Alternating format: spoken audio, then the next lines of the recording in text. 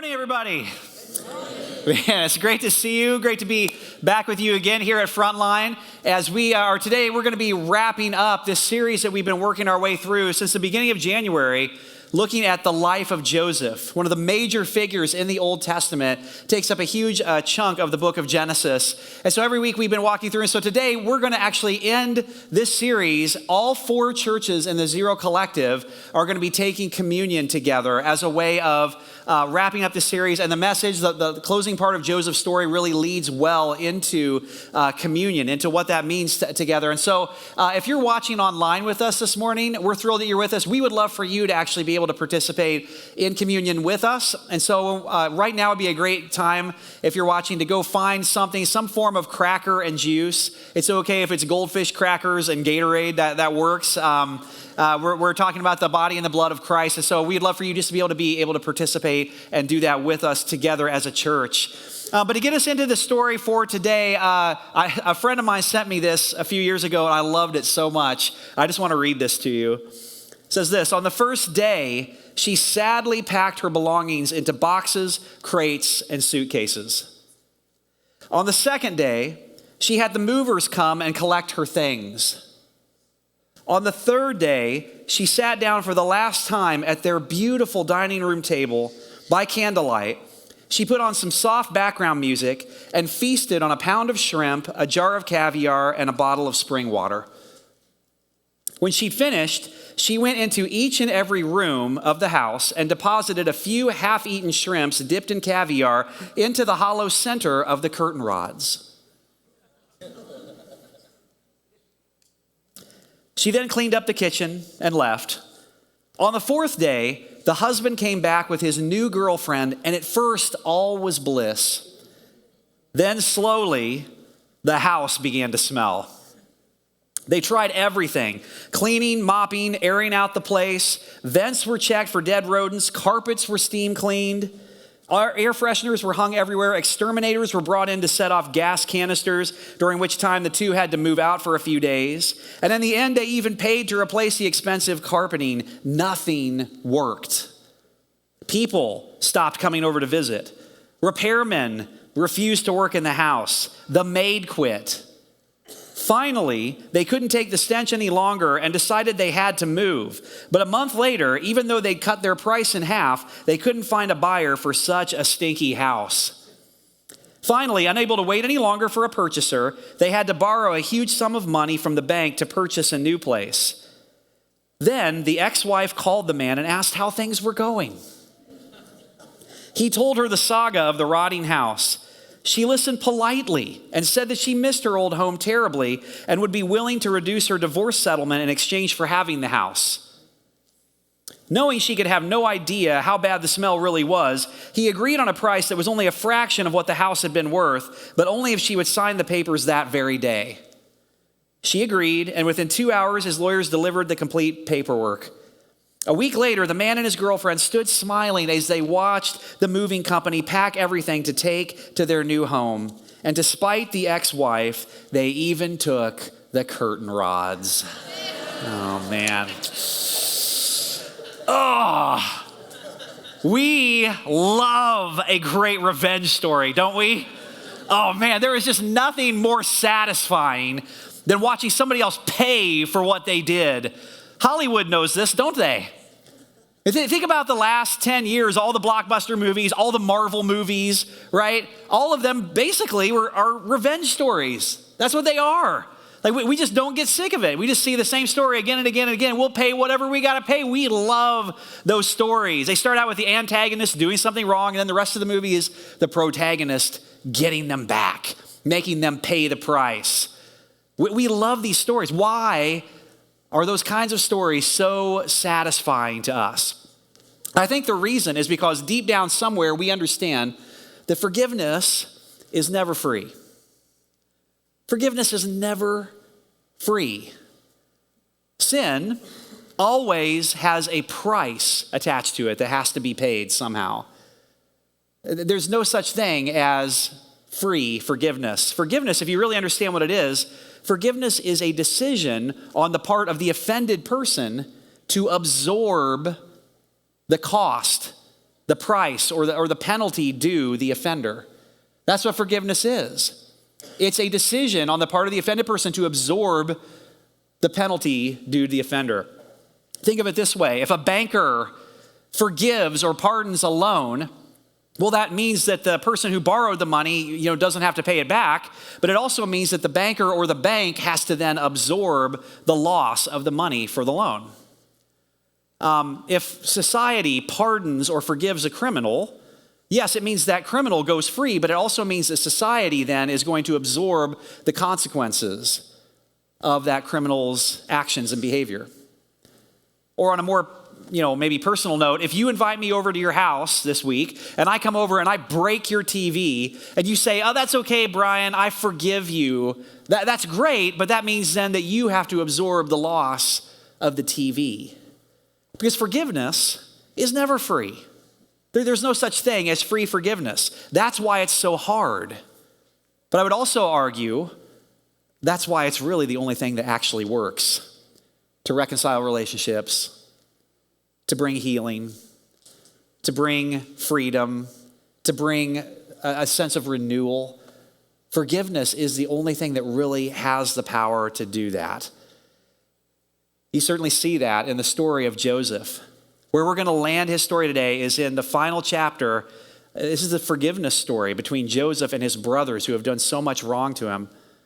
So if you haven't been tracking with us or you haven't been with us, Joseph's story begins with Joseph as a young man. His brothers strip him of his cloak. They strip him of his identity. They cast him down in a pit, and then they sell him into slavery into Egypt. So Joseph loses his homeland, he loses his family, he's gone as a slave into Egypt, and then his brothers lie to their father about it. Well, some wild animal must have eaten him. And they just lie about it and they cover it up for years and years. And so what happens is Joseph becomes second in power in all of Egypt, second only to Pharaoh. He's in control of all the resources of all the land of Egypt. He's risen to this place. And so as we saw last week, there's a famine that hits the land, and the famine is so severe that it makes and forces Joseph's brothers to come to Egypt to ask for help, to get grain, to get supplies. And of course, who do they have to stand before and ask for help but their brother Joseph? So Joseph, we find him, his brothers don't know his identity yet, but he's standing in front of his brothers. He's got all the power in the relationship. This is the perfect Marvel movie setup right here. Here it comes. But the story goes a very, very different direction. Let's take a look at this. This is Genesis 45, verse 1. It says this: Joseph could stand it no longer. There were many people in the room, and he said to his attendants, "Out, all of you." So he was alone with his brothers when he told them who he was. Then he broke down and wept. He wept so loudly the Egyptians could hear him, and word of it quickly carried to Pharaoh's palace. "I am Joseph," he said to his brothers. "Is my father still alive?" But his brothers were speechless. They were stunned to realize that Joseph was standing there in front of them. "Please come closer," he said to them. So they came closer, and he said again, "I am Joseph, your brother, whom you sold into slavery in Egypt. But don't be upset, and don't be angry with yourselves for selling me to this place. It was God who sent me here ahead of you to preserve your lives." So in this stunning, surprising end to the story, where Joseph could have easily just taken revenge on his brothers in this moment with all the power he had, he extends grace to them. He extends uncommon mercy to his brothers. So how does he do this? I think a key to understanding how he's even able to do that is in verse 8, that last verse we read where he says, "It was God who sent me here, not you." So what Joseph is doing, his eyes are on what God has been doing as the narrative of his story. He's choosing to focus on what God's been doing in his life story. He's choosing not to focus on what his brothers have done and have been doing in the narrative of his life story. So here's the question. How did Joseph get to Egypt? Was Joseph in Egypt because of the sin of his brothers against him? Or is Joseph in Egypt because of the good plan and purposes of God for his life? According to that passage we just read, the answer is yes. Both are true. Both are absolutely true. I'm just wondering if it's possible that God's plans and his purposes for your life are a part of the brokenness and unforgiveness of your story as well. So when you were cheated on, when you were abandoned, when you were lied to, when you were neglected, when you were lied about behind your back, is it possible that not only was that an expression of someone's sin against you, but was God also allowing that in order to accomplish his good purposes, his good plan for your life? What's interesting here in this moment is that Joseph sees that all his sorrows were for a purpose. None of it was for a loss. So in a sense, if this family, Joseph's family, his brothers, if they, during this famine, if they didn't go into Egypt, and if Joseph hadn't risen to this place of second in command over all the resources in all of Egypt, then what would have happened to his brothers is they would have just sort of been assimilated into the pagan tribes of the time, and history would have heard of them no more. But because Joseph was in the position he was in, he's going to be able to rescue them. He's going to be able to provide for them, to protect them and to save them so that they pass through this time of famine, so that God's good plan is that for this family to become a nation, the nation of Israel, and for someday through the nation of Israel, the Messiah is going to come who's going to redeem and save it all. But none of that happens. None of that takes place unless Joseph in this moment can forgive his brothers and act on their behalf. It's all void unless he's able to come to a place of doing that. And so here's the question as we look at this passage this morning. I'd love for you to wrestle with this question. Has forgiveness actually taken place yet in the story? In those verses we just read, has forgiveness actually taken place yet? It's kind of hard to say, isn't it?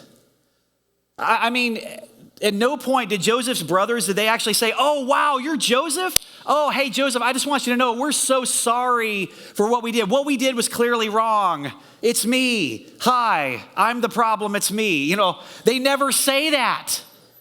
They never acknowledge what they did. They never ask for forgiveness. And in those verses, at any point, does Joseph actually say the words, hey, I forgive you for what you did? No. So has forgiveness actually happened? Here's what's interesting. This question is exposing something about the nature of forgiveness that I think we need to understand. It's this idea that forgiveness is our part, but reconciliation takes two people. Okay, did you know forgiveness and reconciliation, those are two very different things. We get those things confused all the time. I would say in the church almost more than anywhere else, we think those things are the same word.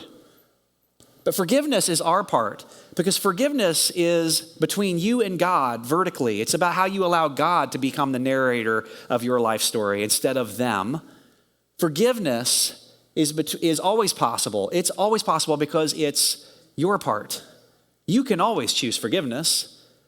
Reconciliation is not always possible because it involves two people. It involves two people coming back together to work through it.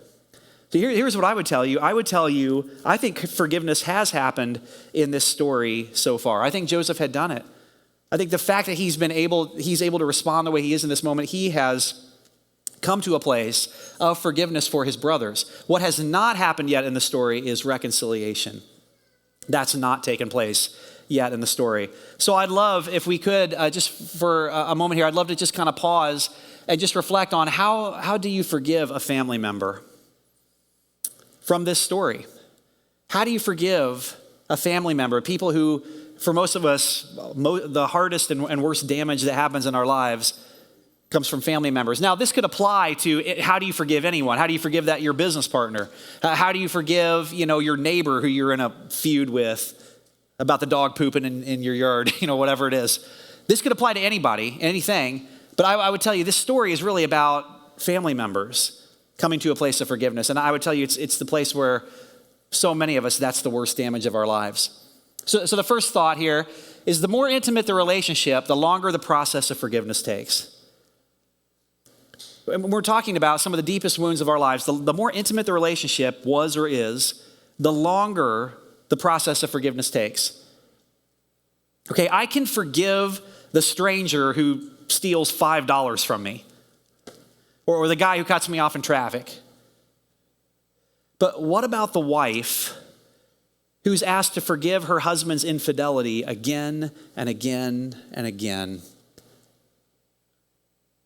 But what about the adult child of the alcoholic, abusive parent who wants to still love their parent, wants to still have a relationship with them, but doesn't want to get caught up in the same cycle again and again, the same toxic relationship with no boundaries over and over again? What about the parent of the child that keeps lying, keeps breaking trust, keeps breaking your heart, but then whenever they're in trouble, they turn around and say, hey, Mom, can I have money? Can you bail me out again? Can I live with you guys again? The more intimate the relationship, the closer the relationship, the longer the process of forgiveness takes. We forget, we read Joseph's story in a few minutes, but years had passed between the moment Joseph's brothers did what they did to him to this moment where he's standing in front of them with all the power to either forgive or take revenge. Years and years of his life have taken place. I guess what I'm trying to say is, it's okay if it's taking you a while to process through forgiveness. The closer and the more intimate the relationship, the longer that takes. Second thought here, talking and listening is progress. Right? We just said if reconciliation really hasn't happened yet in the story of Joseph, but they're talking, they're listening, there's a relational connection that's still happening.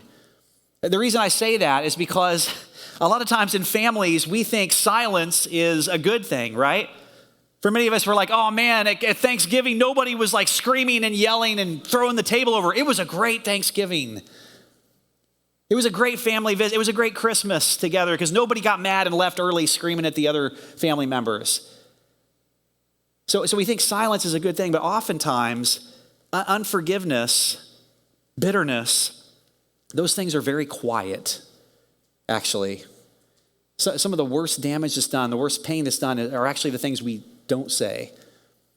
The walls we put up, the distance we put between ourselves and another family member, the way that we choose to just disengage and walk away instead of expressing our love. And so, it's okay, I would tell you, if your next step from today is just to open up a conversation with that family member. Maybe your next step coming out of here is just to reach out and just to have a conversation, just to listen and just to talk. It's okay if you don't move in one conversation all the way to forgiveness and reconciliation. In fact, I would tell you, I think a lot of times that's kind of unrealistic, putting that kind of a pressure on ourselves. Talking, listening, that's progress. That's movement toward forgiveness, even if it hasn't happened yet. And then the third thing I would say, how do you forgive a family member? At some point, and by far, this is the hardest one to do. The hardest one to do is this last one. You have to come to a place where you're willing to surrender your right to get even. You have to surrender your right to get even.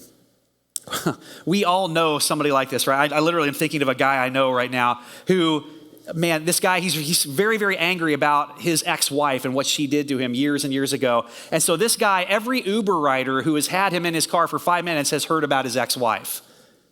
You've met people like this, right? Every person who's ever cut his hair, he sits there in the barber chair and within 5 minutes, they've heard about his ex-wife and what she did. You've met, right, after 15 minutes with this guy, and you're going to hear about that bitterness, that anger that he's carrying. Some of you know someone like this, don't you? Some of you, if you don't know someone like this, it may be because you are someone like this. Here's what's happening when you meet somebody who does that. It's like you can't even get hardly into a conversation and they're talking about it. What's happening there is over time, their anger, their unforgiveness toward that person begins to, harden and calcify into an identity. It literally becomes the very identity that we look at ourselves through.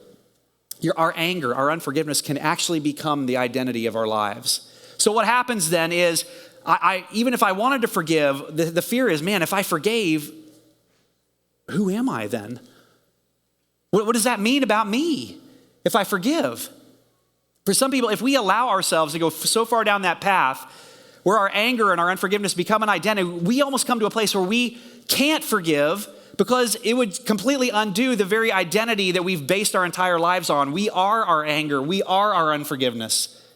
Can I just tell you, Jesus has a way better identity for you than that. He has a much better plan for what he wants you to live into. But we have to come to this place where we're willing to surrender our right to get even. You see this in the story, what happens next. So to kind of fast forward through the next few chapters of Genesis, what happens is in the midst of this famine, Jacob and his brothers, Joseph's brothers, they all come to live in Egypt under the care of Joseph. And so it's sort of like a family reunion. Joseph is taking care of them. He's providing for them. He's protecting them. And all seems great until finally Jacob, their father, passes away. You've seen this in families before too, right? It's kind of like, oh no, mom died. Now what's going to happen? Mom was the only one keeping everybody from killing each other. Jacob passes away. And now the fact that this hasn't been reconciled, it hasn't been worked through, rises to the surface again. And so finally we find the moment of reconciliation in the story. Verse 14 of 50. It says, after burying Jacob, Joseph returned to Egypt with his brothers and all who had accompanied him to his father's burial. But now that their father was dead, Joseph's brothers became fearful. Now Joseph will show his anger and pay us back for all the wrong we did to him, they said. So they sent this message to Joseph. Before your father died, he instructed us to say to you, please forgive your brothers for the great wrong they did to you, for their sin in treating you so cruelly. So we, the servants of the God of your father, beg you to forgive our sin. So this is it. Finally, this is the moment where they acknowledge that they did something wrong, where they beg forgiveness. They actually say to Joseph, what we did was wrong. Will you please forgive us? Go ahead to that. Oh, yeah. When Joseph received the message, he broke down and wept. Then his brothers came and threw themselves down before Joseph. Look, we are your slaves, they said, which, by the way, is the fulfillment of the original dream that Joseph had, if you're tracking with us. This is the moment. It didn't look anything like Joseph in his dream thought it was going to look like, but this is that moment of it being fulfilled. But Joseph replied, don't be afraid of me. Am I God that I can punish you? You intended to harm me, but God intended it all for good. He brought me to this position so I could save the lives of many people. No, don't be afraid. I will continue to take care of you and your children. So he reassured them by speaking kindly to them. So again, this is the moment of reconciliation where what we're really able to see is Joseph has completely surrendered his right to get even. But how has he done that? He had every right to take action and to right the wrongs that had happened. A key is in that verse 19, where what we were just reading. Again, what we said before, he's focusing on God's part in the narrative of his life. He's not choosing to focus on his brothers and emphasize their part of the narrative of his life. And that line he says, am I God? Am I God that I'm here in this position to punish you? Joseph recognizes it's not my job to pay my brothers back. It's not my job to bring justice to them. My job is to focus on God's plan for my life. Can we get to this place where we actually surrender our right to get even and allow ourselves to entrust ourselves to God and to entrust those who have hurt us to God, to say, am I God? My place is not here to punish you. It's not my role. That's God's job. That's hard to do. Now, here's why that matters. This whole series, every week of the series, we've been saying the same thing about Joseph. I'm going to say it again here this last time at the end of this series. Joseph's story, the reason it's in the Bible is to show us Jesus. The reason Joseph is such a central character and takes up so much of the story in the Old Testament is because Joseph points to a true and better Joseph. He points to Christ. And so when we look at the story of Joseph, we're not supposed to look at Joseph and see ourselves like, oh yeah, he's kind of like me. We're supposed to look at Joseph and see Jesus. He gives us a picture of Jesus. We're more like his brothers in the story or the other characters in the story. That's where we find ourselves. And so what we see here in this moment with Joseph is as we see Joseph points us to Jesus, that Jesus forgave us. He entrusted himself to God. I love the way Peter said it. One of Jesus' closest friends and disciples, Peter, in 1 Peter chapter 2, verse 23, he's talking about the moment of Jesus on the cross. He's describing what Jesus did on the cross. He says this, when they hurled their insults at him, at Jesus, he did not retaliate. When he suffered, he made no threats. Instead, he entrusted himself to him who judges justly. He entrusted himself. How did Jesus move to a place of forgiveness? He entrusted himself to him who judges justly, which means he also entrusted who?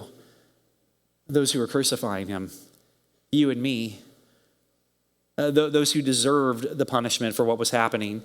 If we want to get out of this place of bitterness and unforgiveness in our lives, we have to move to this place of entrusting ourselves to him who judges justly. But what if I don't get to see them pay for what they did? What if they actually get away with what they did and they don't ever get punished for it? Yeah, it might happen. It's none of your business. God is the narrator of your life story. That's where your focus is supposed to be.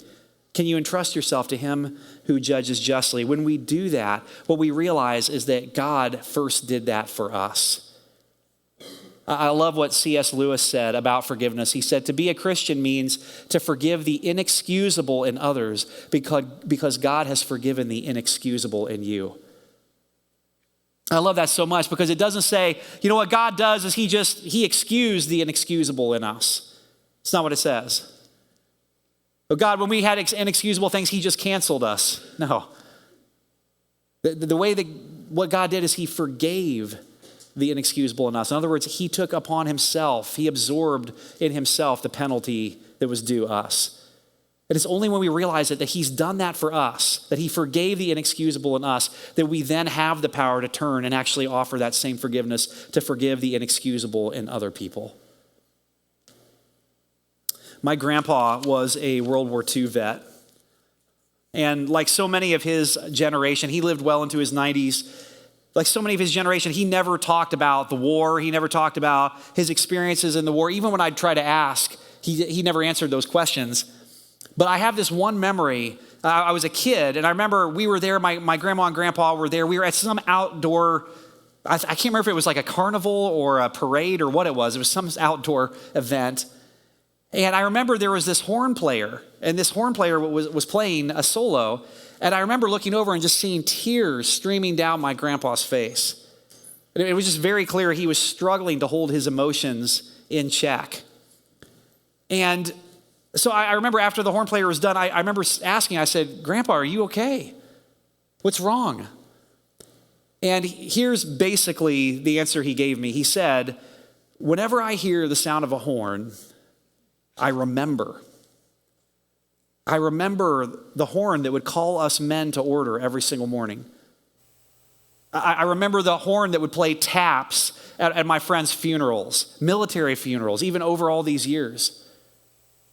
And he said, what happens is no matter what I'm doing, no matter how grumpy I am, no matter how, irritated I am or worried or upset that I am, whenever I hear that sound of the horn, immediately I remember friends who gave their lives for me. And immediately I'm overwhelmed with this sense of gratitude that I'm here, that every breath is still a gift. Essentially what he was saying is he was saying the sound of a horn reminded him of his own salvation. I think that's what communion is supposed to be for us. Communion is this sacred, mystical sacrament the church has gathered and taken for centuries. Some, depending on the background that you come from, maybe it was called the Eucharist. If you grew up Catholic, maybe it was called the Lord's Table, the Lord's Supper. But basically, it's commemorating this moment. Jesus, on the night he was betrayed, took bread and he broke it. And he said, this is my body that was broken for you. In the same way, he took the cup and he said, this represents my blood, which was shed for you. And then he said, it was shed for the forgiveness of sins. Now do this in remembrance of me. And so whenever we take communion, just like the sound of the horn for my grandpa, I think it's supposed to draw us back again. It's supposed to make our hearts softened again to this fact that our own forgiveness was not free. Some of you in this room, you have a lot to forgive. You have horrible things that have been done against you. There's good reason for you to be in a place of bitterness and unforgiveness. As we come to the Lord's table, as we take the bread, as we take the cup, as we do that today, can we just remember our own forgiveness was not free? Can you begin with you? Can you begin with your own forgiveness? Can you begin with the truth that what God has done for you on the cross is he forgave the inexcusable in you. He didn't excuse it. He forgave it. He absorbed the penalty of it. That's the only thing that really does ever work. My friend Greg Dempster does such incredible work with Christ Life Ministries. He talks about these three primary areas of forgiveness represented in these three circles in this Venn diagram. What's been done to me, what I've done to others, and what I hold against myself. Most of us have one area of these three that carries a lot more damage than the other ones. One of these, even right now, is probably just lighting up for you. Can you begin with you? Can you just remember that your own forgiveness was free? Where do you need to just allow God to do some business with you even today as we take communion together? I'll tell you, for me, honestly, it's this one right here, what I hold against myself. I mean, I've worked through what's been done to me. I've worked through forgiveness of even what I've done to others. But this one is the one that, for me, is always a struggle. I don't know if any of you are like me. My internal voice is very self-condemning, very self-critical. So communion is a time when I remember that God forgave the inexcusable in me. My sin, the bliss of this glorious thought, my sin, not in part but the whole, has been nailed to the cross. I bear it no more. Praise the Lord. Praise the Lord, oh my soul. Can you start with you? Can you just begin there today? So here's what we're going to do. If you're watching with us in a moment, Ashley's going to sing, and as we do, we're going to take the elements together on our own as we're singing and reflecting. If you're in the room, there are 4 communion stations, 2 on either side of the stage and then 2 in the back. So whichever one's closest to you. As the song is being played, I'll offer a prayer and then go and take the elements and then just spend some time with God remembering your own forgiveness. So Jesus, we just come to you right now. As we close out this story, we just recognize that your forgiveness has absorbed the penalty and forgave the inexcusable in us. And it's only in that, God, it's only in remembering that you've done that for us. It's only in allowing that to come into the center of our lives and transform us from the inside out that we have any hope, any possibility of being set free. God, we want our identity not to be in our anger, not to be in who we're against, who we're canceling, who we're upset with, who we're trying to get back at. We want our identity to be found in you, the one who took it all on, the one who paid the price for it. God, this morning, we just remind ourselves that our answers are not found in, pop psychology or in self-help ideas. God, our answers are found in the broken body and the shed blood of Jesus Christ. So God, would you do your work that only you can do in us again so that we can be agents of reconciliation in this world. We ask in Jesus' name. And everybody said, amen. You can come and take the elements.